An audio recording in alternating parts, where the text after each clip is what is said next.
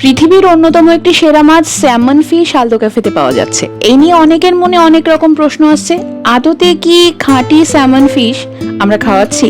আমাদের ক্যাফেতে এতদিন ধরে যারা খাওয়া দাওয়া করছো তারা এটুকু তো বুঝেই গেছো, আমাদের ক্যাফেতে বাসা ওঠে না, ওঠে 100% পিওর ভেটকি, ওঠে ফ্রেশ প্রন, ফ্রেশ চিকেন, মানে সবকিছুই ফ্রেশ, ফ্রোজেন কিন্তু একদমই নয়। সে মাটন হোক বা মাছ, আমরা নিজে হাতে তা বাজার থেকে কিনে এনে তোমাদের সামনে সার্ভ করি। ওই স্যামন নিয়ে যে প্রশ্নটা, এটি নরওয়েজিয়ান আটলান্টিক স্যামন।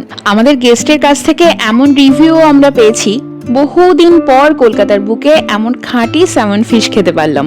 সদ্য 3-4 দিন হয়েছে আমরা নতুন মেনু তোমাদের সামনে লঞ্চ করেছি, আর ইতিমধ্যে এত দুর্দান্ত সব রিভিউ পেয়েছি এই নতুন খাবারগুলো নিয়ে, আমরা আপ্লুত যাকে বলে।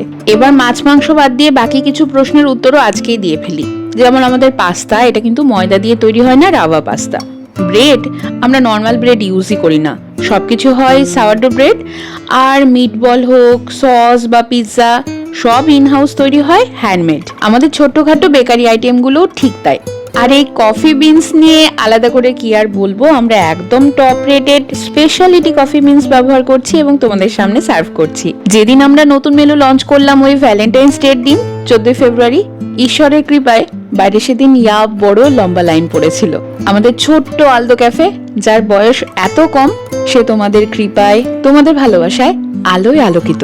আমাদের মনে আছে ক্যাফে যখন শুরু করতে গেছিলাম তখন নানা রকম সমস্যার মুখোমুখি হয় এবং নানা রকম পিছু টানো পেয়েছি, কিন্তু কোনো কিছুর ভ্রুক্ষেপ করিনি এবং যার ফলাফল আজকে এইভাবে হাতের সামনে পাচ্ছি।